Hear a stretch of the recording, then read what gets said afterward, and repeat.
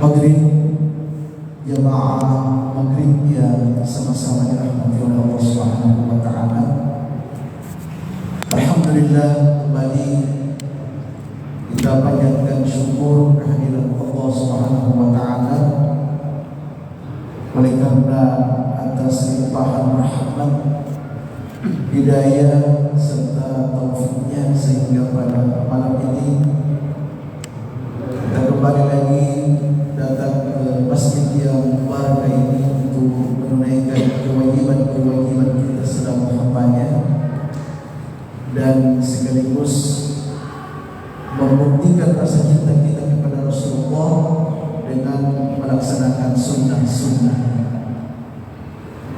Salawat serta salam mari kita senantiasa peruntukkan kepada junjungan Nabi besar Nabi Allah Muhammad sallallahu alaihi wasallam. Allahumma salli wa sallim. Semoga dengan salawat yang terus-menerus kita peruntukkan kepada beliau, insyaallah akan menjadi penolong dan syafaat kita nanti di yaumul akhir. Amin ya rabbal alamin. Hadirin jamaah yang dimuliakan Allah, insyaallah pada malam ini kita kembali lagi melanjutkan kajian kita, kajian tafsir Ibnu Katsir. Kali ini kita masih membahas tentang fadilah basmalah itu. Jadi fadilahnya, keutamaannya. Bismillahirrahmanirrahim. Pada pertemuan sebelumnya kita sudah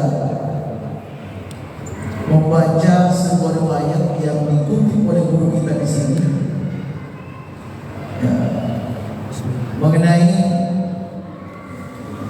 kisah Nabi Isa alaihi salam ketika beliau dimasukkan ke dalam madrasah pesantren kalau sekarang, dan ada dialog antara Nabi Isa alaihi salam dengan pengajar di madrasah. Di antara dialog yang diabadikan dalam riwayat ini, ya, tentang basmalah, tentang Bismillahirrahmanirrahim. Dan dalam riwayat ini disebutkanlah bahwa Nabi Isa alaihi salam ketika ditanya oleh gurunya di madrasah itu tentang Bismillahirrahmanirrahim, maka beliau merinci seperti yang kita sudah sampaikan pada pertemuan yang lalu, merinci per huruf di awal kalimat Bismillahirrahmanirrahim, ya, yaitu ba, sin, dan mim. Jadi beliau mengungkapkan makna-makna dari setiap huruf yang ada pada bismi. Ya. Misalnya diungkapkan oleh guru kita di sini, ba itu bahaullah, artinya keindahan dan keagungan Allah. Jadi ba itu menunjukkan keindahan Allah dan keagungan Allah. Kemudian sinnya sana'ullah, sana'ullah, yaitu kemuliaan Allah. Lalu mimnya mamlakatullah, kerajaan Allah. Nah, inilah yang diungkapkan oleh Nabi Isa alaihi salam terkait dengan makna-makna dari huruf ba, sin, dan mim. Nah, berdasar dari riwayat ini, maka muncullah pandangan para ulama dari berbagai bidang, dari berbagai keahlian. Nah, tidak luput dari ulama sufi Bahkan ketika mengungkapkan makna-makna ini jauh lebih mendalam lagi. Seperti yang kita sudah ungkapkan beberapa poin ya, pada pertemuan yang lalu. Sebelum saya lanjut, ada sebuah riwayat, ya ada sebuah riwayat yang menegaskan, diungkapkan oleh para ulama bahwa Allah Subhanahu wa Ta'ala itu menurunkan kitab dari langit ke langit dunia mi'atu wa arba'atu, itu ada 104 kitab atau suhuf. Ini mungkin kita jarang dengar. Jadi ada 104 kitab atau suhuf. Kemudian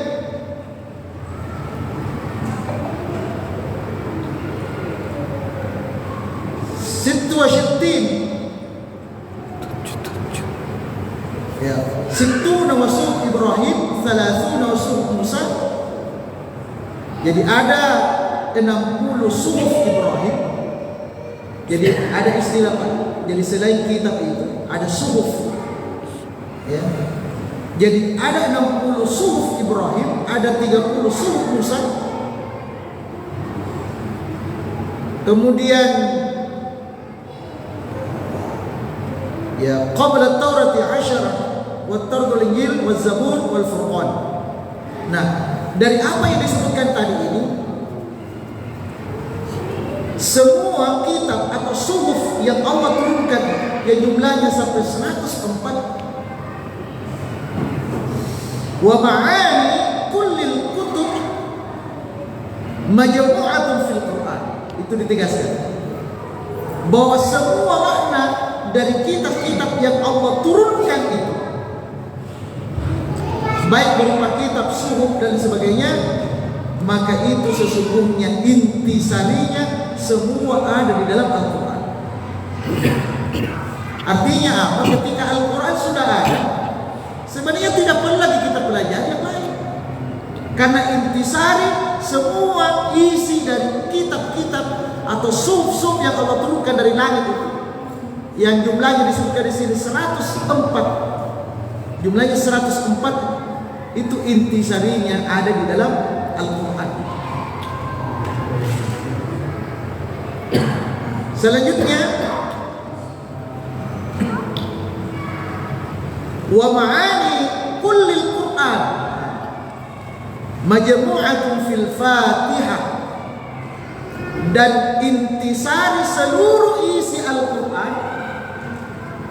Jadi intisari seluruh isi Al-Quran itu ada di dalam surat Al-Fatihah.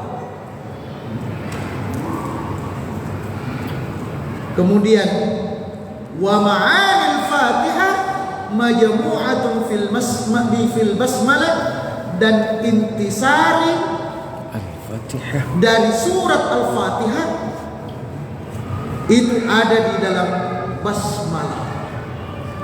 Jadi intisari kandungan surat Al-Fatihah itu ada di dalam basmalah. Wa ma'anil basmalati majmu'atun fi ba'iha,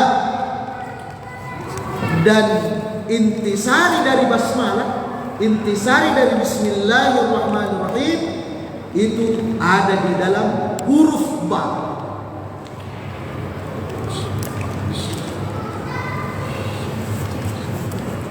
Jadi adalah huruf ba. Inilah yang kita perdalam. Inilah yang kita nanti akan perdalam. Ternyata kata ulama, apabila kita mampu memahami dan menghayati huruf ba pada Bismillahirrahmanirrahim, maka itu akan memberikan pengaruh yang sangat dahsyat dalam kehidupan. Itu kata para ulama. Saya ulangi, ini ungkapan ulama, saya kutip. Apabila kita mampu memahami dan menghayati ba, huruf ba dalam Bismillahirrahmanirrahim, maka itu akan memberikan pengaruh yang sangat dahsyat dalam kehidupan kita, akan memberikan makna positif dalam kehidupan kita. Itu huruf ba, kalau kita mampu memahami dan menghayati. Nah, sepertilah yang kita sudah ungkap pada pertemuan yang lalu. Ya, misalnya ini kita review sedikit di akhir pertemuan kemarin itu, bahwa huruf ba dalam Bismillahirrahmanirrahim itu memiliki 3 makna. Ya, pertama, ekspresi kedekatan. Jadi dengan membaca Bismillahirrahmanirrahim, ini menunjukkan ekspresi kedekatan antara seorang hamba dengan Khaliknya. Begitu dekatnya kita dengan Allah itu satu. Yang kedua, dengan mengucapkan Bismillahirrahmanirrahim yang diawali dengan huruf B ini menunjukkan bahwa dalam kehidupan ini kita selalu mencari pertolongan, dan pertolongan itu ya selalu tertuju kepada Allah. Artinya ketika kita mengucapkan Bismillahirrahmanirrahim yang diawali dengan huruf ba, maka hati kita akan selalu tertuju kepada Allah ketika kita butuh pertolongan. Kemudian yang ketiga,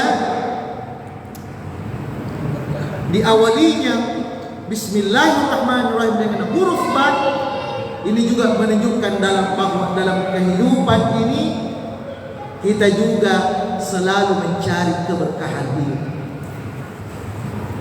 Nah, semua itu dimiliki oleh Bismillahirrahmanirrahim.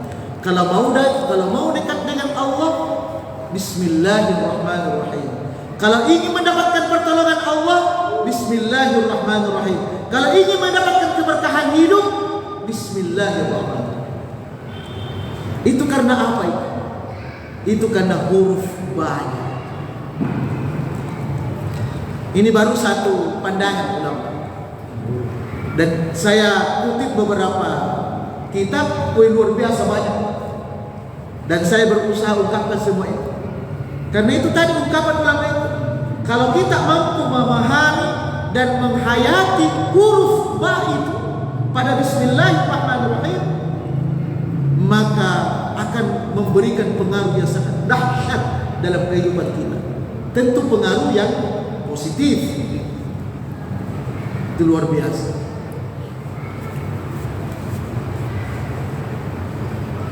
Nah, kemudian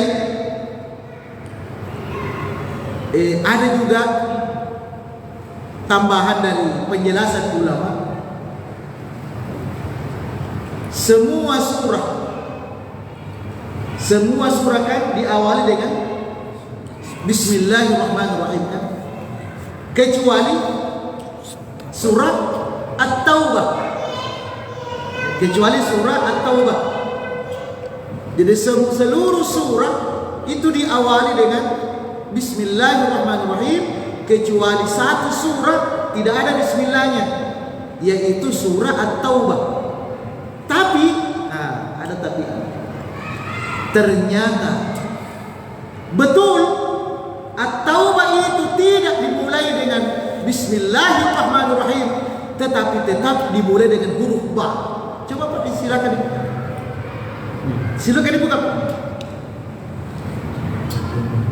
Ya.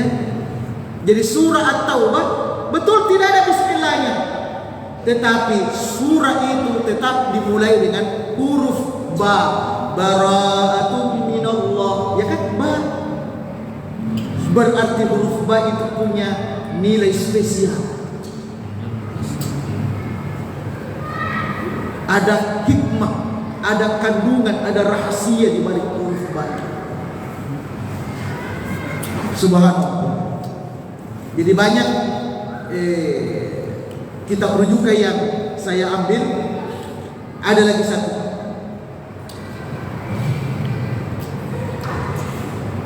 Ada hubungannya dengan pertemuan yang lalu, tapi ini dengan ungkapan yang lain. Dan ini menarik. Ini menarik. Dan ini juga saya harus sampaikan. Kalau pertemuan yang lalu, saya akan mengungkapkan bahwa sebenarnya kata Bismillahirrahmanirrahim itu ada ta'alluq, ada keterkaitan dengan kalimat sebelumnya, ya kan? Ya. Itu bahasa saya, ya, yaitu ada kalimat yang tersembunyi, ya. Dan disepakati oleh ulama kalimat yang tersembunyi itu ialah abtadi'u, ya kan? Abtadi'u artinya saya memulai. Jadi saya memulai aktivitas saya dengan nama Allah. Nah, ada bahasa lain di sini, ada menarik.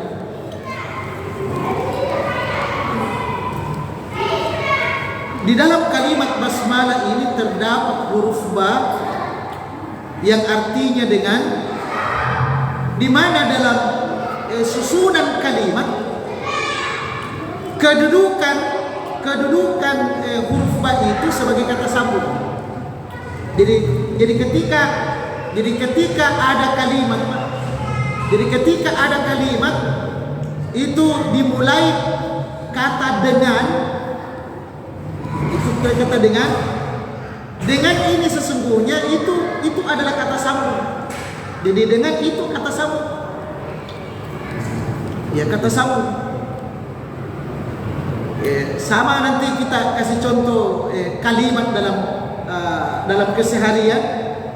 Dengan itu selalu hubungannya dengan kata sambung yang menyambungkan antara kalimat dengan kalimat yang lain. Itu kan dengan. Misalnya saya makan mangga dengan menggunakan pisau. Ya kan? Dengan ini kata sambung. Nah, dikaitkanlah dengan Bismillahirrahmanirrahim ini. Nah, dalam bahasa Indonesia itu kan ada istilah anak kalimat, ada induk kalimat. Jadi ada anak kalimat, ada induk kalimat. Kalimat yang menggunakan dengan itu anak kalimat. Berarti Bismillahirrahmanirrahim itu anak kalimat. Nah, kalau ada anak kalimat, mesti harus ada induk kalimat. Dan itulah yang utama, seperti tadi saya contohkan. Saya makan mangga, ini induk kalimat. Dengan menggunakan pisau. Dengan menggunakan pisau, ini anak kalimat. Kenapa disebut anak kalimat? Karena diantara dengan kata hubung, kata sambung. Nah, jadi bismillah itu, ya, Bismillahirrahmanirrahim itu adalah anak kalimat. Nah, pertanyaannya, di mana induk kalimatnya? Ya, di mana induk kalimatnya? Ada rahasia apa sehingga Allah tidak menyebutkan induk kalimat dalam lafaz tersebut? Jadi ada apa? Ada rahasia apa? Apa hikmahnya? Apa rahasianya sehingga Allah tidak menyebutkan induk kalimat? Padahal induk kalimat dalam bahasa keseharian kita itu kayak utama. Tapi kenapa Allah tidak menyebutkan di sini? Itu satu. Nah, diungkapkan oleh ulama, ini jawabannya. Tidak disebutkannya induk kalimat dalam basmalah ini, itu menunjukkan bahwa, nah inilah, ini intinya. Ini kita coba kita renungkan ungkapan ulama. Ini menunjukkan bahwa apapun tindak tanduk atau perbuatan manusia, jadi apapun tindak tanduk atau perbuatan manusia atau aktivitas manusia, maka itulah sesungguhnya dengan sendirinya menjadi induk kalimat. Jadi Allah tidak menyebutkan kalimat tertentu induk kalimat, karena sesungguhnya Allah menginginkan semua aktivitas manusia, seluruh tindak tanduk manusia itu menjadi induk kalimat dari Bismillahirrahmanirrahim. Nah, oleh karena itu dengan demikian, misalnya, ya, saya makan dengan menyebut nama Allah. Saya berpakaian dengan menyebut nama Allah. Saya berjalan dengan menyebut nama Allah. Saya menulis dengan menyebut nama Allah. Saya bekerja.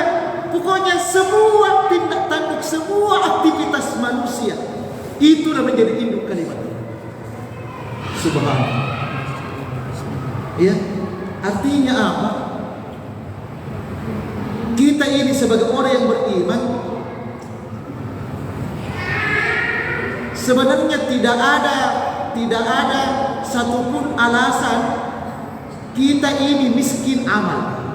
Tidak ada alasan sebenarnya. Kita ini orang beriman, tidak ada satupun alasan kita ini sedikit amal. Tidak ada. Kenapa? Karena setiap detik, setiap menit kita bergerak, dan setiap gerakan itu adalah induk kalimat dari Bismillah. Subhanallah. Artinya setiap detik, setiap menit itu bisa menjadi amal kebaikan, bisa menjadi amal, bisa menjadi pahala itu. Dasarnya apa? Bismillah. Apa saja. Ya, sekalipun kita masuk WC itu bisa bernilai pahala dengan dasar Bismillah. Semuanya apa kira-kira? Semua tindak tanduk manusia. Jadi sebenarnya tidak ada rasa bahwa kita ini sedikit amal. Nah, kita ini justru berpeluang untuk mengumpulkan sebanyak-banyaknya amal setiap detik, setiap menit. Karena dasarnya tadi, karena semua amal, semua tindak tanduk, semua aktivitas kita, justru itulah induk kalimat dari Bismillahirrahmanirrahim. Itu satu yang diungkapkan oleh ulama. Kemudian ada lagi satu di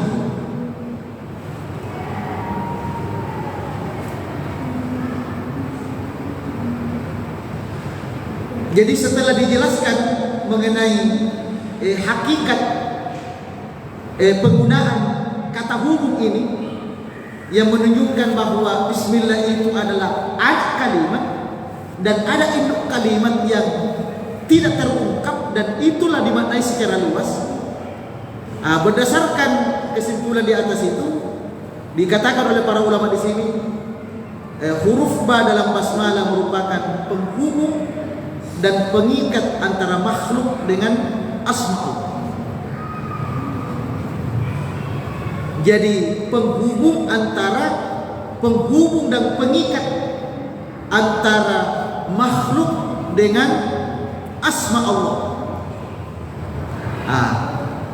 Jadi penghubung antara makhluk dengan asma Allah.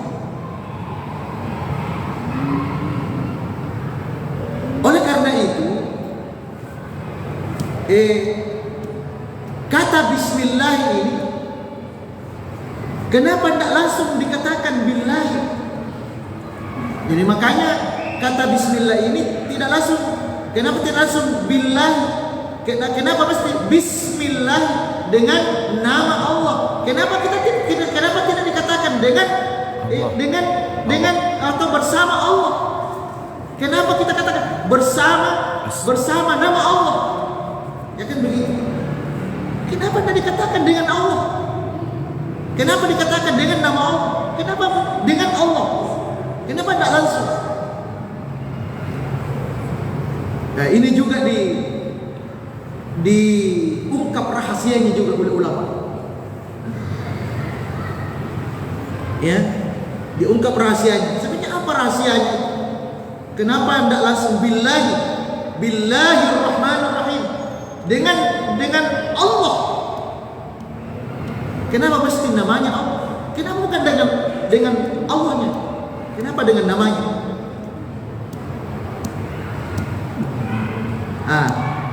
Di antara rahasia yang diungkapkan oleh para ulama ialah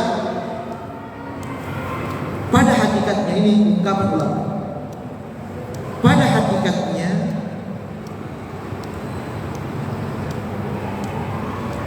semua ya yang ada di dunia ini,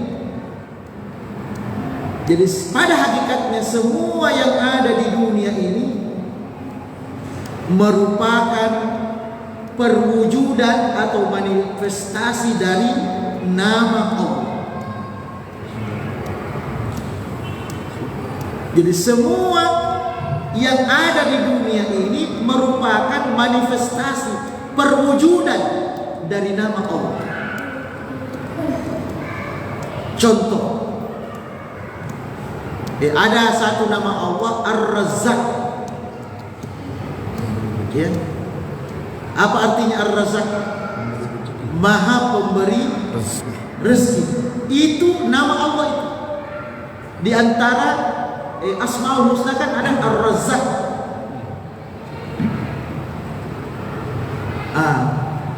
Jadi nama Ar-Razzaq ini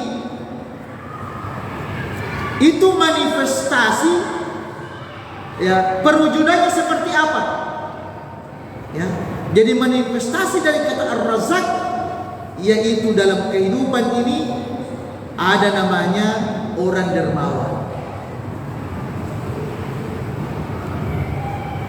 Tadi kan dikatakan oleh ulama bahwa semua yang ada di dunia ini merupakan manifestasi namanya Allah. Semua yang ada di ini, diantaranya ada yang dermawan. Ternyata orang-orang dermawan itu manifestasi dari nama Allah Ar-Razzaq. Itu manifestasi perwujudan nama Allah Ar-Razzaq. Itu pembuktian bahwa Allah itu Ar-Razzaq. Buktinya apa? Banyak orang dermawan. Jadi kita mau buktikan, mana buktinya bahwa Allah itu Ar-Razzaq? Buktinya banyak orang dermawan. Kenapa? Karena dia banyak diberikan rezeki oleh Allah. Itu contoh pertama. Contoh kedua, Al-Alim. Apa artinya Al-Alim? Mengetahui. Yang maha mengetahui. Ya, yang maha mengetahui. Ini adalah jadi manifestasi atau perwujudan nama Allah Al-Alim. Makanya di dunia ini ada ulama, ya, ada cendekiawan, ya, ada pakar, ya, ada profesor. Jadi adanya semua ini, ulama, cendekiawan, pakar, itu adalah perwujudan dari nama Allah Al-Alim. Jadi kalau ada mengatakan mana buktinya bahwa Allah itu Al-Alim, coba lihat, itu banyak orang-orang pintar di dunia. Ya, perwujudan nama Allah. Makanya Bismi, bukan Billah. Bismillah bukan Billah. Satu lagi contoh, ada nama Allah Asy-Syifa, ya, atau Asy-Syafi, ya, yang maha penyembuh. Nah, manifestasi atau perwujudan nama Allah Asy-Syafi ini di dunia ini ya, yaitu adanya para tabib, dokter. Jadi kalau ditanyakan, di mana buktinya bahwa Allah itu asy-syafi? Dokter, tabib, ya, ahli kesehatan. Itu semuanya adalah perwujudan nama Allah asy-syafi. Dan seterusnya dan seterusnya. Ya. Jadi ini pengungkapan bahwa adanya kata ismu itu, bismi, tidak langsung dengan Allah, karena memang dalam kehidupan ini semuanya ada itu karena perwujudan dari nama Allah. Hadirin yang dimuliakan oleh Allah Subhanahu wa taala. Kemudian terakhir, ini ada lagi juga satu sumber yang saya peroleh. Ini menarik ini. Ini diungkapkan oleh Asy-Syaikh Sayyid Bakari Al-Makki bin Sayyid Muhammad Asy-Syata' Ad-Dimyati. Ketika ditanya oleh beliau, mengapa kenapa bismillah itu diawali dengan huruf ba? Maka dijawab oleh beliau, karena huruf ba itu hakikatnya adalah huruf yang pertama kali diucapkan oleh manusia. Jadi huruf ba itu adalah huruf yang paling pertama kali diucapkan oleh kita ini semua. Semuanya tanpa kecuali. Semuanya huruf yang cuma kita tidak sadar. Huruf yang pertama kali kita ucapkan adalah huruf ba.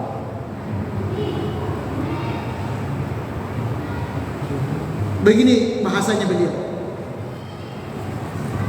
Wal hikmatu fi anna Allah ja'ala iftitah al-basmalah bil ba'i duna ghairiha. Adapun hikmah Allah menjadikan huruf ba itu sebagai awal dari basmalah, bukan huruf yang lain. Li'annaha harfun syafawiyyun, karena huruf ba itu adalah huruf bibir. Jadi kalau jadi pengucapan huruf ba yang benar ketika ketemu bibir atas bawah.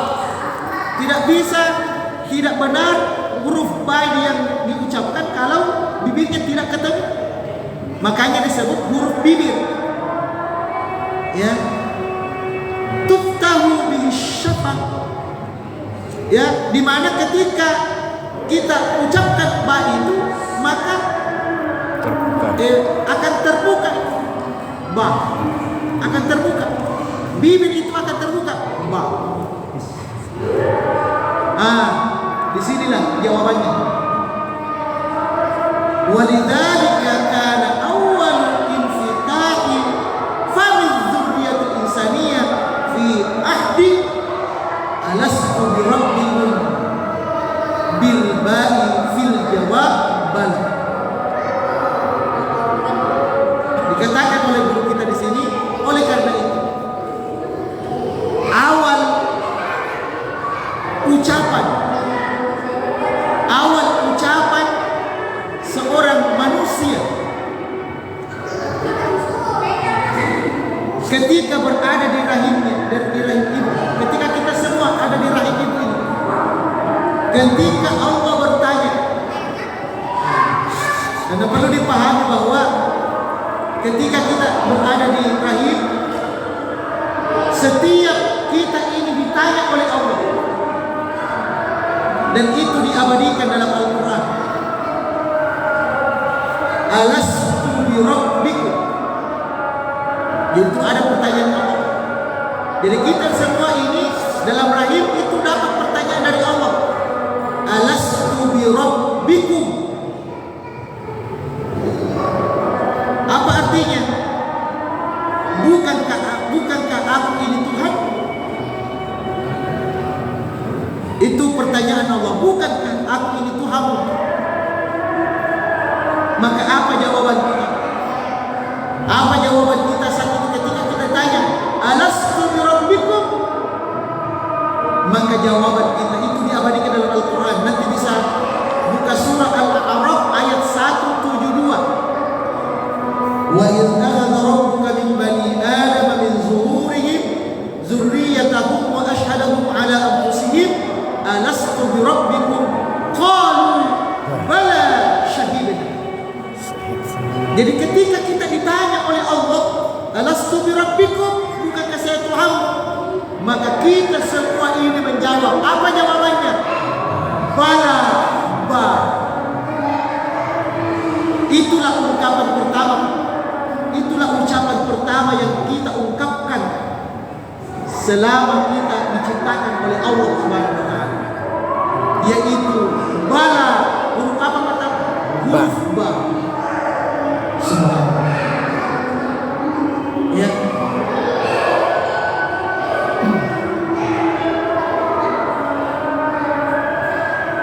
Nah itu. Oleh karena itulah hadirin yang dimuliakan oleh Allah Subhanahu wa taala, maka mari kita belajar. Mari kita belajar merenungkan kandungan-kandungan dari Bismillahirrahmanirrahim ini, ya khususnya pada huruf ba. Dan sudah banyak pandangan para ulama mengenai apa kandungan huruf ba. Jadi baru huruf ba saja itu luar biasa. Nah, insyaallah selanjutnya kita nanti akan menggali juga huruf yang kedua, huruf sin. Bagaimana penjelasannya nanti ya? Insyaallah nanti pertemuan depan kita ungkap juga kandungan huruf sin itu. Sebenarnya sin itu apa? Ya, nanti kita lihat. Dan tentu kita harus berdasar pada kitab-kitab rujukan. Jadi kita tidak bisa sembarang bicara juga. Harus ada kitab rujukan. Karena ini semuanya dipertanggungjawabkan. Ya, hadirin yang dimuliakan oleh Allah Subhanahu wa taala, saya kira inilah kajian kita dan masih ada waktu, silakan. Ustaz bilang ada 104 subuh. 104 subuh yang turun. Ya. 104 Ya. subuh. 60 ke Nabi Ibrahim, 30 Nabi Musa. Selebihnya sama siapa, Pak? Iya.